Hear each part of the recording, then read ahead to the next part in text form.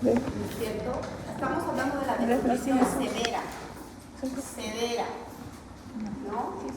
Y está el marasmático, el típico bebé enflaquecido, raquítico, que tiene básicamente una hipotrofia muscular, tiene una carencia de toxina, no hay panícula adiposo, visualización de las costillas, puede tener hepatomegalia, también esplenomegalia, el signo de la fascia senil, incluso habíamos hablado de que sí lo nombra en la literatura el signo del pantalón caído, otro dice el calzo mojado, porque básicamente no tiene glúteos, ¿ves?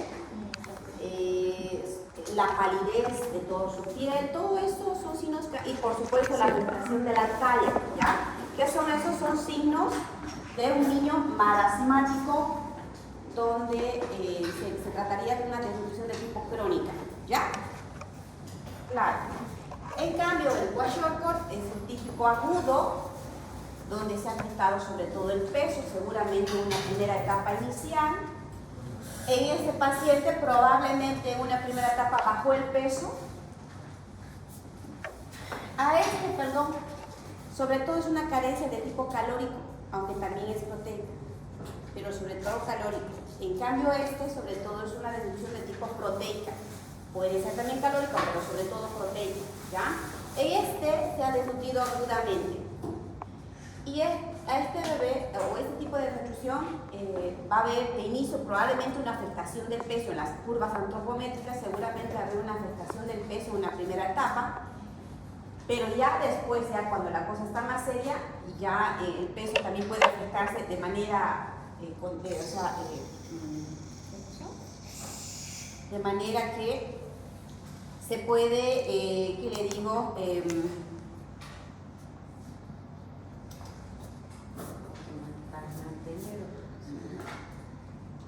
¿Ya? Entonces, nuevamente el peso al final ya se va a afectar, pero de manera contradictoria, o sea, al revés. En todo caso va a estar aumentado. ¿Por qué va a estar aumentado? Porque va a haber ¿qué? Edema. Entonces, en el kwashiorkor lo más característico del kwashiorkor es el edema. ¿Ya? Acuérdense eso, siempre pregunto. Entonces, ¿y qué va a haber también en este paciente? Lesiones de piel, ¿ya? Lesiones tipo quemadura, tipo pelagroide. Lesiones de piel y faneras, o sea, cabello, uñas, quebradijas. Aquí hay las fisuras en la boca, ragadíes, les llaman a esas, ¿no? Y acá en la piel también fisuras en las uñitas, bien frágiles. El cabello decolorido, ¿no? Signo de la bandera se llama, que ese es un tinte un tanto como chocos, como amarillo pajizo, ¿no? Entonces, signo de la bandera, ¿ya? Y el edema, lo que llamamos Godet, ¿no? Godet positivo o signo de la fobia positivo. Y este es un mixto, porque probablemente ese tenga asitis, ¿no? Asitis, hepatomegalia, entonces hay edema y de paso se enflaquece, mixto. Bien. Y ahí, eso también me acuerdo haber demostrado, diferencia, ¿cierto? Diferencia. Hablando ya acerca, acá también habíamos hablado algo de la fisiopatología, ¿cierto? No, bueno, acá quedamos, creo. Dijimos que en una primera etapa, el desnutrido, al existir una carencia de nutrición, ya sea de alimentos o ya sea, porque habíamos dicho que un niño se desnutre, a ver acá parado. ¿Por qué? ¿Por qué se desnutre un niño? ¿Perdón? Mala alimentación. ¿Ya? Después mala sanidad. Ya, también, o sea, se enferma. ¿Ya? Infecciones recurrentes. Infecciones recurrentes. ¿Qué más? Atresios. ¿Ah? Atresios. Atresia, algún problema de malabsorción del intestino. O sea, puede ser por un aporte insuficiente en tanto en calidad o cantidad, ¿ya? Ahí estará la pobreza, qué sé yo, la mala educación de la madre, todo, pero que no está ingiriendo bien, ¿no? O sea, en cantidad y calidad, o problemas de mala absorción, puede ser que ingiera bien, pero que quede un problema, o bien aumento en su consumo de calorías, como por ejemplo excesos catabólicos excesivos, enfermedades recurrentes, cardiópatas, todo esto que todo el tiempo demanda mayor, ¿no?, consumo de calorías. Entonces, ¿qué va a pasar cuando este niño en una primera etapa inicial no hay cómo, o sea, está habiendo déficit de tanto calórico proteico? ¿Qué va a hacer? Su organismo va a entrar en un estado como que, no sé si de reposo, de hipofunción. Todos los sistemas entran en una etapa de hipofunción. Por ejemplo, a nivel linfático va a haber menos formación de anticuerpos, como dice, la inmunidad celular va a estar disminuida.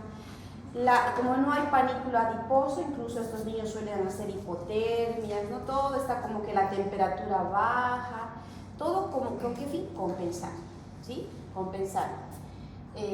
¿Para qué? Para que no haya mayor trabajo o consumo energético. Lo mismo a nivel del hígado o gastrointestinal. Va a haber, bueno, por supuesto en el hígado va a haber un hígado graso, pero va a haber menor acidez gástrica, las vellosidades van a estar más aplanadas, menos formación de ácidos biliares. A nivel cardíaco va a haber menos movimiento cardíaco, menos fuerza contráctil, incluso pueden hacer cuadros de insuficiencia cardíaca. A nivel de la sangre va a haber una disminución de la hemoglobina. Son niños que pueden ser anemias, pero terribles. Hay niños que les comentaba, no sé si a ustedes o al otro grupo, que he tenido pacientes con hemoglobina de 4, pero los niños caminaban. O sea, 4, imagina, uno puede decir como 4. ¿Cuánto es lo normal de hemoglobina? Dependerá de la altura, ¿no? Por ejemplo, nosotros en pediatría hablamos de anemia cuando un niño eutrófico normal, digo, ¿no?, a la altura en la cual vivimos, 11 para abajo hablamos anemia, 11 a 9 de hemoglobina, anemia leve, de 9 a 7 anemia moderada y por debajo de 7 anemia grave, considerando la hemoglobina, ¿cierto? Ahora ahí ya el tratamiento difiere de la causa y todo, pero más o menos en cuanto a tomando en cuenta esos parámetros. O sea, cuando vemos con un chico de 7, wow, ¿qué ha pasado? Pero en estos niños con 4 de hemoglobina, a veces son niños que hasta la reducción, ha habido menos producción o todo trabajo de lo que es la médula ósea. Entonces, ¿qué va a producir? Que entran a un estado de anemia, tanto porque no ha habido buena alimentación, pero también como que entra en un estado de hipofunción, ¿cierto? Entonces va a haber una disminución de la hemoglobina, disminución de los glóbulos rojos, menor demanda de glóbulos rojos, o sea, hacen anemia usualmente estos pacientes, ¿ya?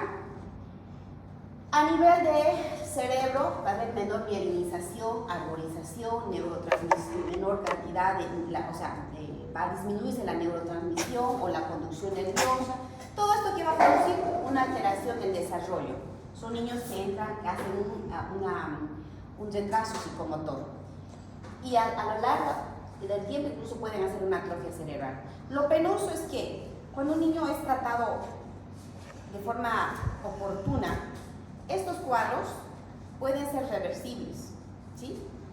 Pueden ser reversibles. Tal vez los kwashiorkor, si los trata como han sido cuadros agudos, si los trata bien, la recuperación también es rápida. El marasmático, en realidad, la recuperación es más lenta porque también ha sido crónico, ¿cierto? Pero cuando ha habido ya daño del cerebro, muchas veces esto ya no resulta ser reversible. O sea, y se quedan con problemas de retraso psicomotor, se quedan. Pero una vez que ya el niño empezó ya su sistema, digamos, de este mecanismo de autocompensación, podríamos decirlo, ya no es suficiente, ¿qué va a producir? Va a haber un consumo energético de sus propias células, tomando en cuenta que la grasa y las proteínas de sus músculos, ¿no? Entonces, por eso es que el niño se autoconsume. Habíamos dicho se autoconsume. Y ya la energía, como no entra, ya incluso su sistema, su gasto calórico, todos sus sistemas han entrado en un funcionamiento, pero ya luego no hay de dónde. Entonces, ¿qué va a pasar? Se llega a autoconsumir el niño, así esa palabra, tal cual, autoconsume. Toma de qué la energía, de sus propias grasas y de sus propias proteínas que vendrían de la parte de los músculos. ¿Y qué van a hacer? El niño va a enflaquecer y se va a enflaquecer más, ¿no? Entonces, ya no logra ser compensado. Acá bueno, simplemente un caso clínico que les dejo para que lo vayan trabajando en su casa, para hacer la clasificación que yo les enseñé ya. Y aquí otro caso, lo mismo, ¿ya? Ahora, ¿qué vamos a hacer con estos pacientes que ya más o menos clínicamente ya sabemos, no, este paciente es un niño desnutrido severo? ¿Por qué lo puse ese diagnóstico clínico? Por la clínica que acabamos de ver. ¿Por qué también le voy a hacer el diagnóstico clínico? Por la antropometría. En un niño, para recalcar y todo, si bien la antropometría me ayuda, pero no es determinante, ¿no? Entonces un niño que está con su peso, talla alterada, su edad también está alterada, ¿cierto? Es un niño que tiene esos. Pero también tengo que hacer exámenes para hacer la diferenciación de un kwashiorkor y un marasmático. ¿Cuál es el laboratorio que me va a diagnosticar si es kwashiorkor o marasmático? Hace rato lo dije. ¿Qué examen creen que va a ser? Que me va a decir, no, este es kwashiorkor, este es marasmático. Laboratorialmente, ¿cuál creen? Las proteínas, la albúmina en realidad. Yo veo un paciente, tengo que hacer el examen en el laboratorio. Le haré toda la batería que vamos a hablar enseguida. Tengo que hacer todo, a este paciente lo tengo que hacer todo. Es un paciente considerado como potencialmente infectado, hasta no demostrar lo contrario, así. Por más que no tenga fiebre, por más que no tenga, qué sé yo, en el momento tal vez algo que normalmente un chico eutrófico tendría, un hemograma con leucocitosis o fiebre. No, estos chicos a veces no hacen ni leucocitosis, nada, pero hay que considerarlo como infectado hasta no demostrar lo contrario. Entonces, la albúmina, ¿no? La albúmina es la que va a estar alterada en el niño kwashiorkor, nunca se olviden de eso. En cambio, el marasmático no, ¿sí? ¿Ya? Ese es como el laboratorio que si tomo en cuenta un diagnóstico laboratorial, es ese parámetro que me va a ayudar a hacer un diagnóstico diferencial entre ambos. Pero al margen de eso, también debo solicitar todo esto. ¿Qué es hemograma? ¿Qué voy a ver? Ay, por Dios, por eso me gusta trabajar con esto. ¿Qué voy a solicitar del hemograma? ¿Qué creen que va a estar alterado en el hemograma? A ver, ¿qué me puede decir? Los glóbulos rojos. ¿Ya? Sí, va a haber anemia, usualmente. ¿De qué tipo? Normalmente hay una anemia de tipo ferrofriba, ¿no? Lo que llamamos la anemia ferropénica, que es microcítica hipocrómica, ¿no? Entonces, esa es la que normalmente está alterada, ¿ya? ¿Qué vamos a encontrar en los leucocitos? ¿Qué creen? Puede haber, como les decía rato, leucocitosis, puede haber, pero también puede haber leucopenia, ¿no? Una vez más, no es determinante de infección que exista leucocitosis. Y por otro lado, también vamos a encontrar lo que es las plaquetas. ¿Cómo van a estar las plaquetas? Usualmente estos pacientes pueden hacer trombocitosis. Sí, porque normalmente la anemia va ligada de la trombocitosis, ¿no? Entonces, las plaquetas suben cuando la hemoglobina y los glóbulos rojos bajan. Entonces, y normalmente hace trombocitosis, o sea, aumento de las plaquetas, ¿ya? Ahora, ¿qué más vamos a pedir? Proteínas, como habíamos indicado, las totales, de forma fraccionada. La albúmina va a estar baja en el kwashiorkor. Los electrolitos de estos pacientes igual. Puede haber hipocalemia, puede haber hiponatremia o a veces también al revés, pero usualmente es hipocalemia y hiponatremia. Y hay chicos que hacen hipocalemias severas, igual como les hablaba hace rato de la anemia, pueden tener 1.8, 1.6 de potasio y estar tranquilos. O sea, normalmente un niño normal uno diría, wow, o sea, este niño debería estar como que ya, ¿no? Con una alteración del estado de conciencia, de los problemas cardíacos o qué sé yo, hilo, paralítico, tantas cosas que pueden llegar a producir este trastorno, qué sé yo, del electrolito del potasio, pero son chicos que no tienen. Y aquí hay que considerar algo, que a estos pacientes, si bien yo tengo laboratorios muy alterados, no pretenderé tratar de forma rápida. o corregir. Ese es un error. Decimos, wow, le falta alúmina, le doy alúmina.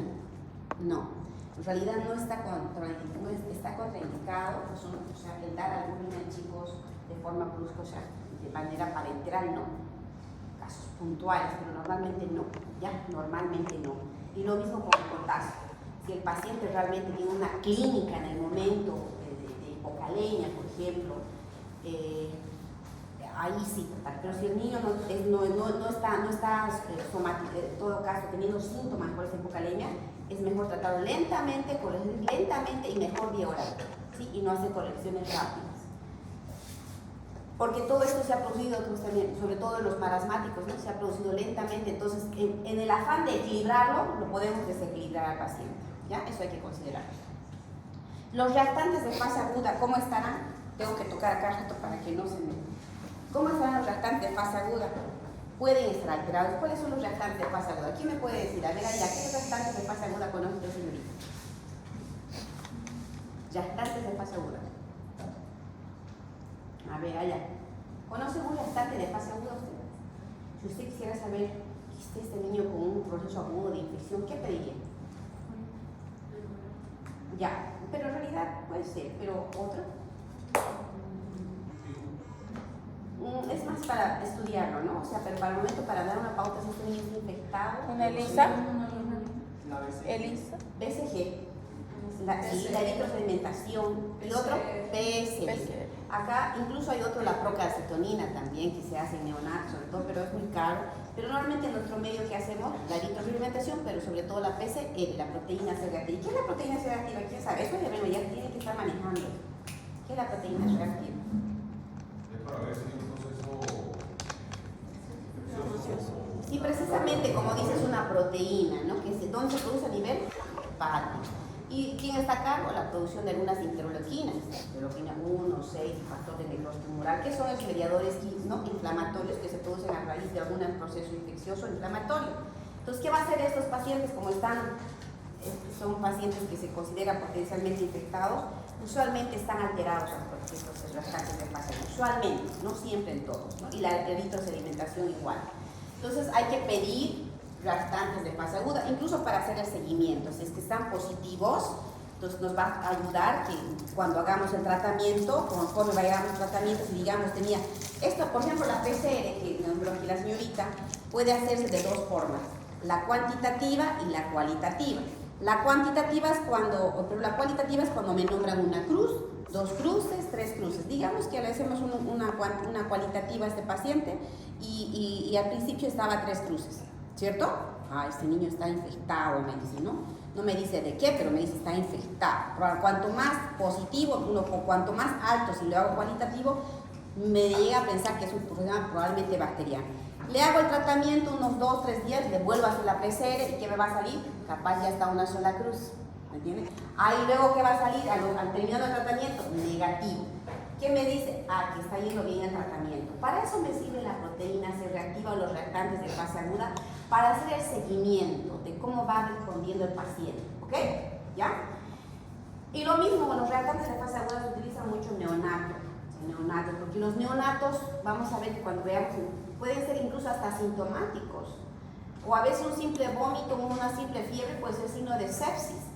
¿Qué hacemos normalmente? Nos guiamos también por el hemograma, la clínica sí hasta cierto punto, aunque es un tanto inespecífica, pero los reactantes de fase aguda usualmente están alterados y eso me ayuda para hacer el seguimiento. ¿Ya? ¿Se ha entendido esta parte, no? Y los cultivos, lo que usted me decía, joven, de atrás, es clave hacerle cultivos a este niño. Todos los cultivos, hemocultivo, o sea, en sangre, coprocultivo en heces, urocultivo en orina, incluso si yo tengo un paciente que está como que muy letárgico, un gran componente neurológico, le voy a hacer un cultivo del cefalorraquídeo, del líquido cefalorraquídeo. ¿Y para qué? Porque ni bien le haga todos esos exámenes, una vez que yo haga el hemograma, proteínas, todo, ¿no? Le hago los cultivos, ¿qué tengo que hacer? Empezar, no jueguen, porque si siguen jugando se pueden retirar, ¿ok? Pueden retirar, tienen permiso. Entonces, ¿qué les decía? Una vez que yo inicio el tratamiento, una vez que tareas de los cultivos, lo que yo hago es iniciar de ya el tratamiento. Pero doctora, usted me dirán, pero su hemograma está normal, que todavía no tenemos resultados, no importa. Igual lo iniciamos, ¿sí? Y vamos a ver cuál es el tratamiento de antibióticos que vamos a iniciar. Se hace lo que se llama un tratamiento antibiótico profiláctico empírico, así se llama, empírico. ¿Por qué empírico? Porque no sabemos el diagnóstico, si realmente está infectado o no está infectado, pero ya vamos a estar en proceso con los cultivos, ¿ok? Y por supuesto también le vamos a investigar a este paciente coproparasitológico para ver si tiene ascaris, si tiene ameba, si tiene yardias. Y que es el Cryptosporidium, es un parásito muy frecuente en los niños desnutridos. Para esto hay una técnica especial, voy a dar la tarea adecuada, la técnica especial para que no en un simple copro sencillo no se le hace. Hay una técnica especial para poder diagnosticar al Cryptosporidium. Radiografía de tórax, por supuesto que sí tengo que hacerle, ¿para qué? Para ver si mi paciente tiene tuberculosis. Los niños que tienen tuberculosis suelen hacer desnutriciones severas, ¿ya? O bien si el paciente tiene VIH, es clave, todo paciente desnutrido hacerle VIH. Se tiene que hacer VIH en todo paciente desnutrido, ¿sí? Bueno, una vez que yo hago todos los exámenes, ya, seguramente, bueno, aquí voy a hacer ciertas consideraciones, creo que ya hablé de esto. Son importantes para evaluar la gravedad de la desnutrición, como para ver el tipo de desnutrición aguda. La hipoproteinemia es típico del tipo de hematoso, es el kwashiorkor, por cierto. Bueno, la anemia, la hipocalemia, de esto ya hemos hablado.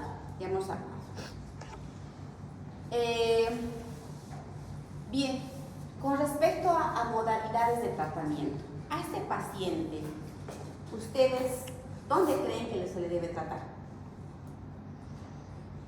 Si están en el campo, ¿qué harían? Digamos que están en provincia, ¿qué van a hacer en este caso? Hay que Preferir. Tal cual, no es un paciente que ustedes lo van a poder tratar. No es un paciente que ustedes, es un paciente que necesita una atención multidisciplinaria, van a estar probablemente capaz manejo de nutricionista, va a necesitar, incluso hasta la mayoría entran a terapia intensiva o intermedia mínimamente. Son niños que necesitan muchas veces de un infectólogo, de un gastroenterólogo, porque son niños que no aceptan así nomás la comida cuando querramos compensar, entonces hay que ver esa situación. Entonces el paciente de inicio va a tener que ser hospitalizado,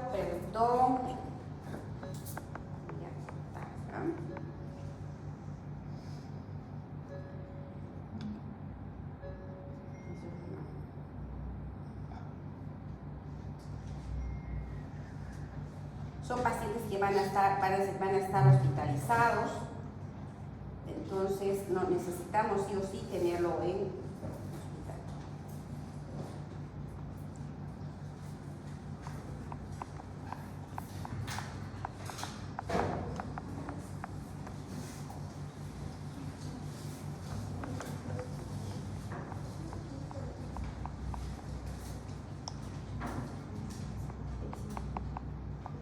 No la tengo por acá.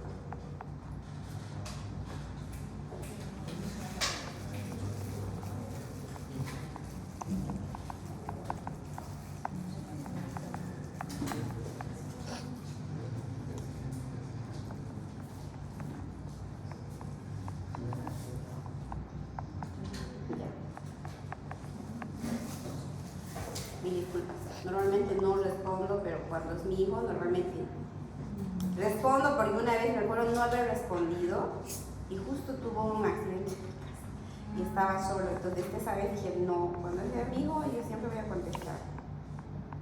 Pero no me contestó.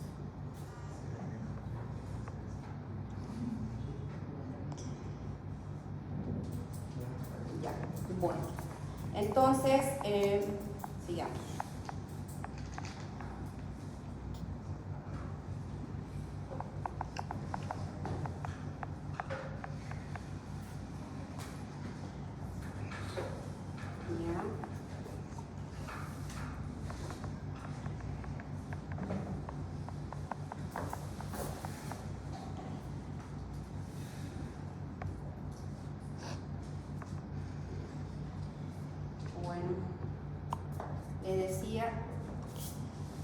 Estamos acá.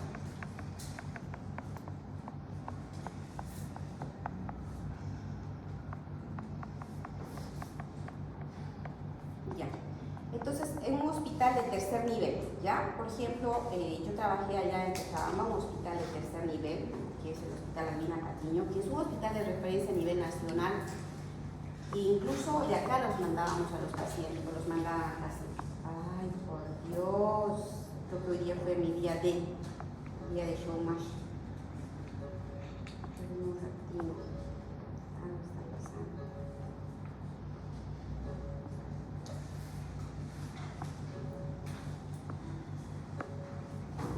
Hola. ¿Qué pasó?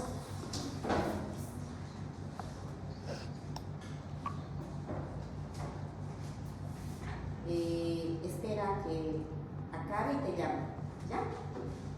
15 minutos, ok, ¿ya? Chau.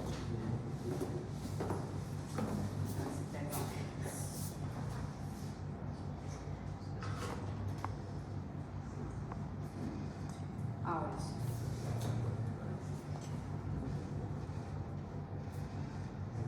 Entonces,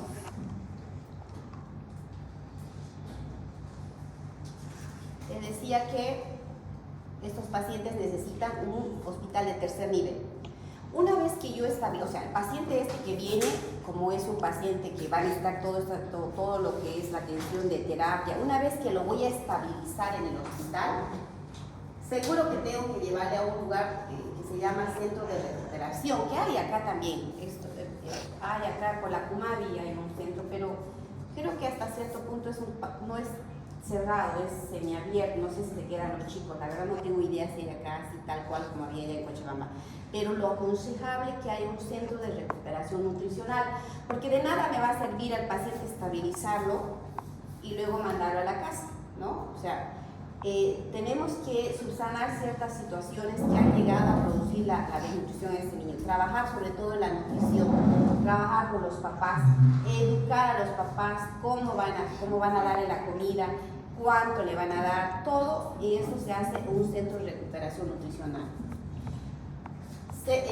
Ya luego, de inicio lo ideal es que estén internados hasta que vayan ganando peso y luego ya recién hacer como que sesiones ya abiertas cada cierto tiempo, consejerías con la madre y el chico, y para hacer ya un tratamiento ya de consulta ambulatoria de forma más continua. Estos pacientes idealmente hay que verlos en la consulta cada 15 días, idealmente, ¿ya? Ahora, cuando yo tengo un paciente desnutrido, hay ciertos factores, y digamos yo estoy en el año de provincia, ejemplo, y tengo algunos factores que tengo que considerar para ver si este paciente tiene un mal pronóstico. Uno, si lo tengo al paciente y es desnutrido severo y tengo una dificultad para el traslado, va a ser terrible. Entonces ahí tengo que apurarme y ver cómo, pero no lo puedo tener en mi centro. Es un factor de mal pronóstico. Peor aún si el desnutrido tiene el antecedente que ha nacido con bajo peso al nacer, ¿sí? Menos de 2,500, yo digo, wow, este niño peor, se me va a descompensar. Cuando de paso pienso que, bueno, esto ya es de plano, porque el desnutrido severo es un niño inmunodeficiente, ¿ya? Si mi paciente es menor de 3 meses, peor aún, es básicamente entre una etapa ventana, se llama de recién nacido a lactante, en 3 meses tiene mayor factor de riesgo. Si en la familia ha habido un antecedente que ya un hermanito haya muerto de desnutrición, igual. Y si la madre es analfabeta o menor de edad, igual, ¿ya? Ahora, si ya mi paciente está hospitalizado, también me va a haber algunos factores que tengo que estar alerta ante estos parámetros porque se me puede descompensar mi paciente. Si la albúmina está menor a 16 miligramos por litro, si tiene una hipocalemia severa, más aún si está sintomática, lo mismo la hiponatremia severa, si este paciente tiene datos muy relevantes de sepsis, tiene pobre tolerancia oral, y si está deshidratado con grave shock, son factores como que de mal pronóstico. A ver, si tengo un paciente desnutrido severo, ¿qué es lo que primero usted haría? A ver, allá, vamos acá. A ver, usted joven que estaba ahí, usted, de azul, ¿qué es lo que haría ante un paciente desnutrido? ¿Qué es lo que primero haría? digamos lo tiene, ya usted está en un hospital, ya vamos a dar cuenta que está en el hospital, ¿qué haría? ¿Cuál cree que la prioridad sería la pregunta? ¿Cuál cree que sería la prioridad de este niño? ¿Tratar qué? La desnutrición. ¿Qué haría para la desnutrición? Para la desnutrición. Pero vitamina le daría. Ya, vitamina A. A ver allá. Atrás, joven de allá, el último. ¿Qué haría? ¿Qué le daría a este niño desnutrido? Después de saber de todas las carencias que tiene, cómo llega, ¿qué haría?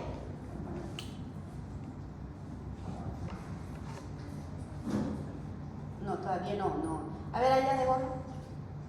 Tampoco. Aquí, joven de atrás. Pues primero verificarlo, examinarlo para ver cuál es la situación en la cual está llegando. Ya. Después de eso, si están enfermados, atenderlo lo más pronto posible. Si no ¿Cuál llega- cree que es la prioridad? Esa es la pregunta. En cuanto a todo el tratamiento, ya más o menos usted lo está viendo al paciente como los pinté acá, desnutrido, que no sabe si está infectado, qué sé yo, le ha hecho todo, ya le hizo los cultivos. ¿Qué trataría primero? Los síntomas. Ya. Hemoglobina. Ya. Trataría la anemia. Trataría la anemia. Muy bien. Sulfato ferroso, chispita le daría. ¿Qué más? Eso quiero que vaya pensando. Todo es válido. ¿Alguien más? Hidratarlo. Sale de hidratación oral. Sale, si tiene buena tolerancia, está bien, sale hidratación oral. Eso es tan importante más o menos pensar, y esto no se van a olvidar. ¿Por qué les hice a propósito? Porque en estas preguntas como que a veces queda esto en la memoria, ¿no? Queda en la memoria.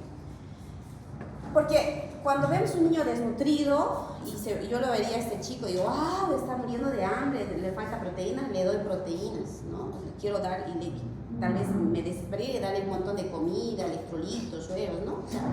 O hierro, vitaminas, suero vitaminado, tantas cosas que uno pensara. Pero en realidad hay como un esquema de tratamiento. No puedo pensar ahorita de inicio empezar a que engorde o que reciba vitaminas cuando no trato primero algunas prioridades que puedan, que le digo, causar la muerte de ese niño si no los trato, ¿sí? Hay prioridades. ¿De qué se puede morir mi paciente? Si bien está desnutrido, es cierto que es algo que se ha venido dando, pero no es mi prioridad al inicio el que coma o una vitamina, no es mi prioridad. Estos niños, por todo lo que ha pasado, se pueden morir de cosas. Acá se los voy a meter. Miren, aquí hay varios puntos que voy a tratar. Este niño, por la carencia calórica, se puede morir de hipoglicemia. En primer lugar, entonces tengo que ver cómo está su azúcar, le haré una glucosa capilar, si tengo luego le haré la glicemia central. Tengo que hacer, todo un niño desnutrido, nosotros lo que hacemos es abatimos, sacar una glicemia capilar, ni bien ingresaba el paciente para ver cuándo estaba, y luego la central lo corroborábamos para ver. Son niños que hacen fácilmente hipoglicemias, entonces ahí ya tengo que actuar, que vamos a ver enseguida qué vamos a hacer. También se puede morir de hipotermia. Hipotermia, escuchen, estos pacientes como no tienen panículo adiposo, tienen hipotrofia de la musculatura, no regulan bien su sistema termorregulador, entonces fácilmente hacen hipotermia, por eso ni siquiera hacen hipertermia, aunque estén infectados. Hipotermia. Hay que tomar medidas que les voy a indicar después. La deshidratación, lo que me decía, hay que hidratarlo. Será vía oral si tolera bien, que mejor fuera la vía oral. A un chico desnutrido, hay que tener cuidado hasta canalizar. ¿Le han visto la piel de esos pequeños que les mostré?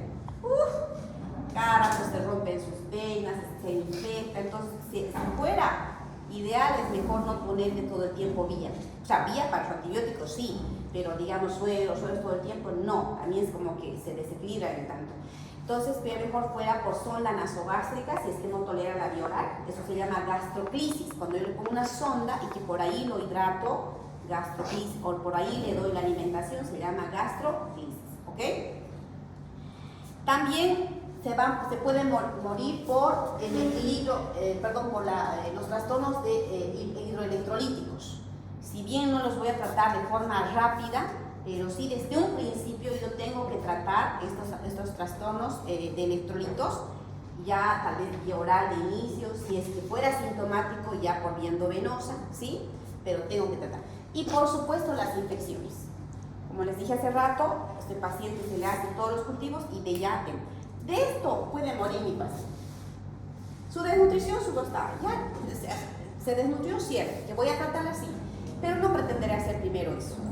Si bien voy a tratar de corregir las carencias de los micronutrientes que me nombraban, que está bien, el hierro, el ácido fólico y todo lo que necesita, pero después. Y luego, recién, incluso vamos a ver también este cuadro, acá sobre todo, vean acá. Entra mi paciente, escuchen, los primeros días dice, tratar de prevenir la hipoglicemia, hipotermia, deshidratación, corregir el desequilibrio electrolítico y la infección. Eso empieza de plano, ¿sí? Los primeros días, ¿cierto?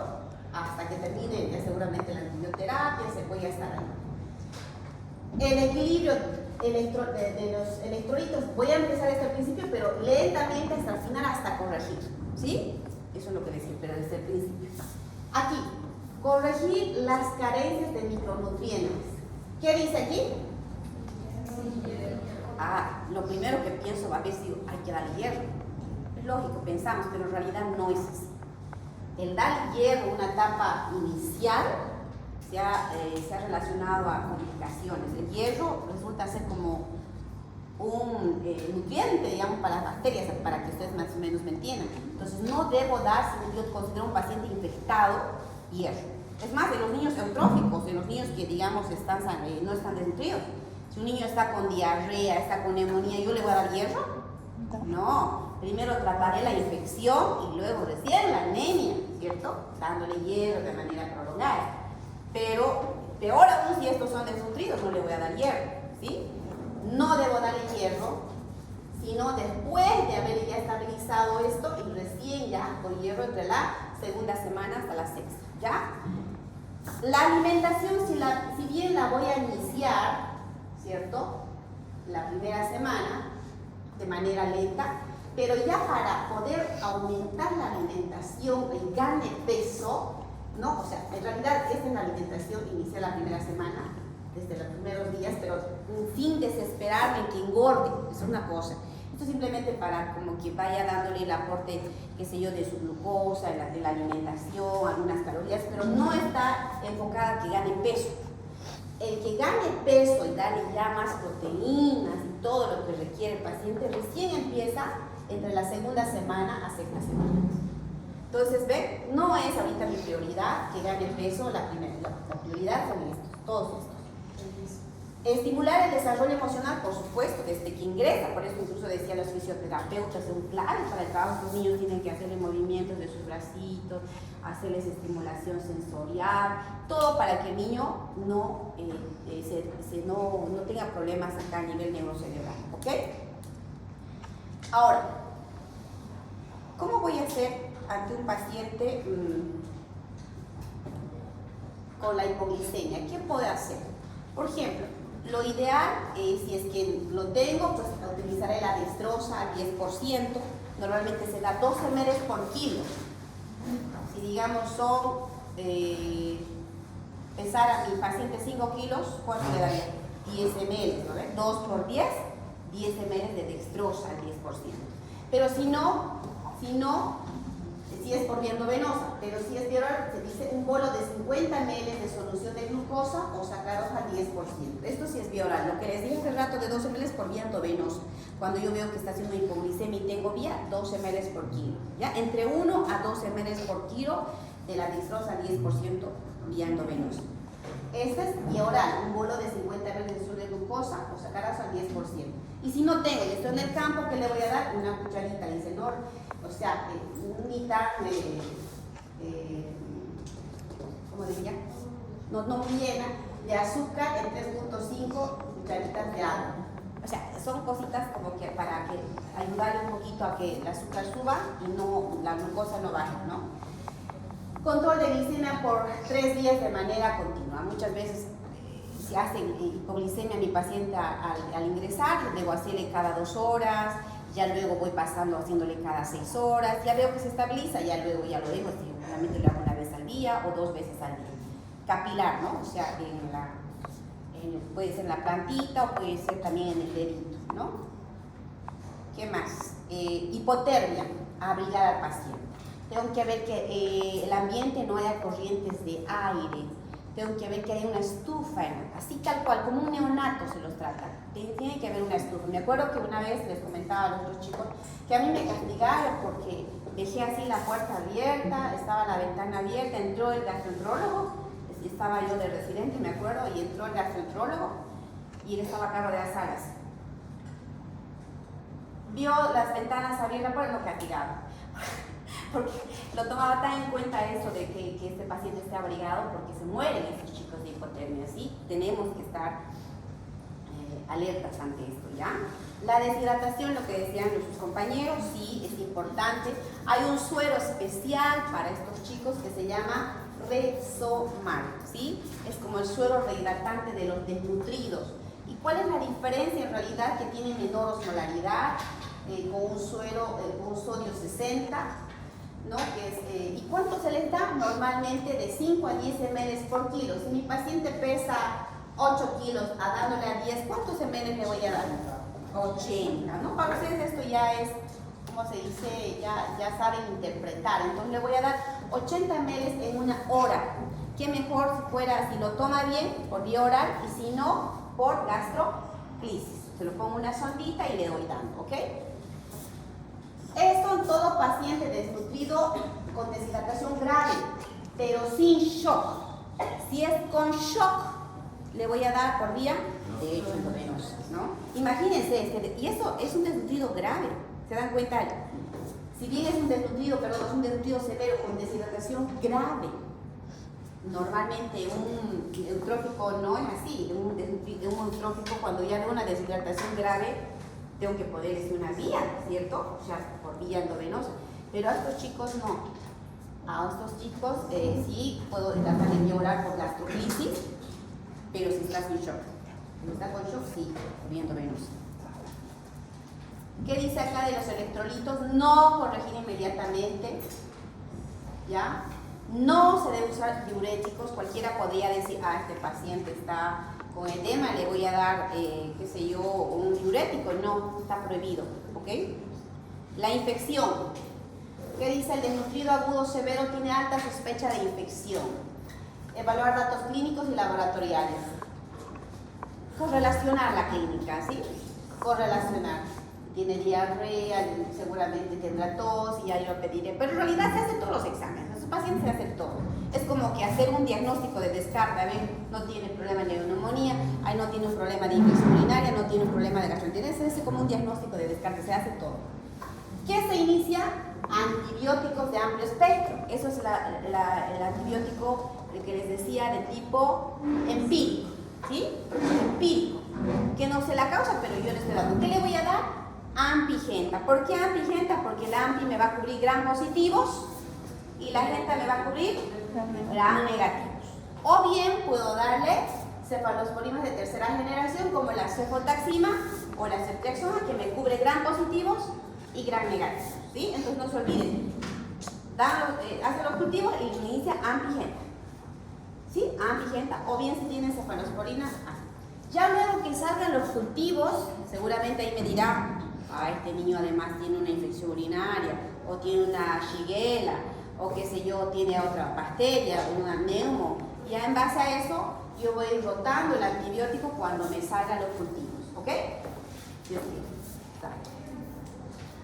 ¿Cuándo inicia la alimentación? Cuando el paciente está hidratado. Cuando no hay signos de shock, por supuesto. Cuando la hipocalemia severa está corregida. Porque imagínense que a este paciente que yo estaba con hipocalemia le voy a dar alimentación, se le va a hinchar un montón. ¿Por qué? Porque estos pacientes con hipocalemia hacen ilio, ¿no? ¿Sabían? La hipocalemia es un signo clínico, es el ilio paralítico, ¿no? A nivel intestinal. Entonces, por eso es que la alimentación también se retrasa un poco. ¿Sí? Se retrasa un poco. Y cuando tenga idea de que estos pacientes tienen un tracto gastrointestinal funcional, incluso a estos pacientes se les da probióticos para ayudarles un poquito. Les decía que tienen una atrofia de las vellosidades, ¿se acuerdan? Son niños que normalmente no toleran la leche normal. Entonces le dan una leche, digamos, entera, así se les. ¿Por qué? porque incluso al haber este aplanamiento de las vellosidades va a haber una disminución de algunas enzimas, como por ejemplo la lactasa. La lactasa, no van a tener la buena cantidad de lactasa, entonces no digieren la leche normal y hacen intolerancia a la lactosa, ¿ya? Que le van a dar tomas pequeñas pero frecuentes. A estos chicos incluso hay que hidratarlos, hay que darles de comidita hasta en la noche, porque como hacen hipoglicemias, hay que darles las tomas de sus lechecitas frecuentemente, cada 2 o 3 horas, ¿sí? Hay que darles para como que regular un poco su azúcar. Alimentar por vía oral o por zona nasogástrica, ¿ya? ¿Qué dice acá? No utilizar preparados parenterales. Uno podría decir, uy, le falta bastante, le haremos una nutrición parenteral, ¿no? Podríamos pensar, aunque ha habido casos excepcionales en los cuales los chicos estaban mal, entonces les ha tenido que darle temporalmente nutrición parenteral, y me acuerdo que nos mandaban a hacer la nutrición parenteral a nosotros, los residentes, todo, ¿no? Aminoácidos, todo libre. Pero eran casos muy excepcionales y por tiempos cortos en lo posible, ¿ya? Hay que priorizar dar vía oral, ¿ok? ¿Cuánto le vamos a dar? 100 kilocalorías por kilo peso día, ¿ok? ¿Cuánto de proteínas? 1 a 1.5 gramos de proteína por kilo día. Y de líquidos, 130 ml por kilo peso día, ¿no? Y 100 ml por kilo peso. Si el niño tiene edema, hay que disminuir un poquito el alcohol. Si tiene edema, es así. Si no tiene edema, 130 de líquidos. Estamos hablando. Esto cuando hagamos líquidos, ustedes van a saber cuánto dar. Incluso electrolitos. Eso en las prácticas que voy a enseñar, ¿sí? Cómo le van a indicar, cómo van a indicar la receta, cómo la enfermera le va a poner, a cuántos ml, a cuánto de gotas. Eso vamos a hacer en las prácticas de líquidos, ¿ya? ¿Cuál es la fórmula que se debe dar a los chicos? Les decía que no toleran una leche normal. A estos hay que darles unas fórmulas especiales que se llaman F75 y F100, ¿ya? Esto por el aporte de calorías que tiene cada una. Cada una difiere del aporte proteico, porque precisamente a veces de inicio se da esta, porque también hay que esperar que este niño, digamos, tenga mejor capacidad de metabolización y de depuración de todo lo que va a comer, para luego recién al final darle una fórmula un poco más como que de mayor cantidad de proteínas, ¿sí? Entonces empieza con la F75. Entonces, ¿qué son? Que estas son fórmulas preparadas por la nutricionista. Por eso es importante que haya una nutricionista. Ella lo prepara esto. Y ella prepara todos estos aportes y bueno, que tienen una solubilidad un poco menor a una leche normal. Menos cantidad de lactosa que una leche normal, ¿no? Entonces son fórmulas adaptadas. Y estos son los micronutrientes que ustedes bien comentaban que hay que darles, sí hay que darles, pero ya esto como que ya cuando el paciente no está grave, ya está corregido todo lo que habíamos dicho, la parte infecciosa, hidroelectrolítica y todo, sí hay que darle dosis. Si tolera la vía oral, sí, la vitamina A podría darse. Incluso cuando esté en un centro, por ejemplo, de primer nivel, ustedes estén en el campo, si ustedes revisan el IEPI, no sé si han escuchado hablar del IEPI. Sí. En el IEPI hay donde dice cómo referir a un paciente desnutrido. Un niño desnutrido, si ustedes están en un lugar lejísimos, ¿qué van a hacer? Van a dar su dosis de vitamina A, le van a poner una dosis de ceftriaxona y lo mandan. ¿Sí? Esa sería, digamos, con todas las medidas de abrigo y dando el azúcar que les dije, la cucharita por el azúcar por cucharita, para que no baje su glucosa, bien envueltito. En la ambulancia lo tienen que mandar así, ¿sí? Con todas las medidas. Está indicado, ¿no? Está indicado, se puede dar eso, no hay problema, pero ya el resto de sí, ácido fólico, hierro, es para después ya, ¿sí? Entonces, eso. Estas son las dosis que se aportan normalmente de vitamina A, menores de 6 meses, 50.000, de 6 a 12, 100.000 y más de 12, 150.000, incluso hasta 200.000, zinc, 5 miligramos por día, si es menor de un año, más de un año 10, o hasta 2 miligramos por kilogramo peso día. El ácido fólico, cobre, ahí se les dejo las medidas. ¿Qué dice aquí? La administración de hierro contra la anemia aumenta las muertes en la primera fase del tratamiento, si es que doy en una primera fase. Se ha habido estudios en los cuales aquellos pacientes que les dieron muy temprano había un aumento de la mortalidad. Y esta es la cantidad de hierro que se sugiere, 3 miligramos por kilogramo peso día. Y allí precisamente están las prácticas inapropiadas, o sea que está mal. Administrar diuréticos, una práctica no reconocer la necesidad de un tratamiento específico, o sea, lo que les decía hace rato, ¿qué es el tratamiento inicial? En una fase aguda. Habíamos dicho, en una fase aguda, primero tratar las infecciones, tratar el equilibrio hidroelectrolítico, la deshidratación, la hipotermia y la hipoglicemia. Eso siempre les pregunto, siempre, para que no se los olvide. El kwashiorkor con una carencia proteica se administra de inmediato una dieta rica de proteínas, paso errado, ¿sí? Errado. Se administran dosis altas de vitamina A, aunque exista la carencia, cuando no siempre, o sea, significa que tengo que darle vitamina A, ¿no? Se trata de anemia, hierro desde la primera semana, igual, está mal, ¿sí? Se administra albúmina y aminoácidos por vía intravenosa, igual, práctica inadecuada. Cuando no se mide la cantidad, por supuesto, tengo que medir en horarios más cortos. Cuando no doy alimentación por la noche, en la noche debo dar al paciente. Cuando no uso colchas o cuando no, aunque se corran riesgos de hipotermia, error. Entonces yo tengo que estar alerta de estas situaciones para que mi paciente no tenga ninguna descompensación. ¿Ok? ¿Hasta ahí alguna duda? ¿Nada? Bien. ¿Hasta qué hora pasamos con ustedes, jóvenes? ¿Ahorita? No les digo que no lo tienen en la lista. Pueden anotarse, por favor, no tengo hasta ahora, ya estoy reclamando no sé cuánto tiempo a la secretaria que no me da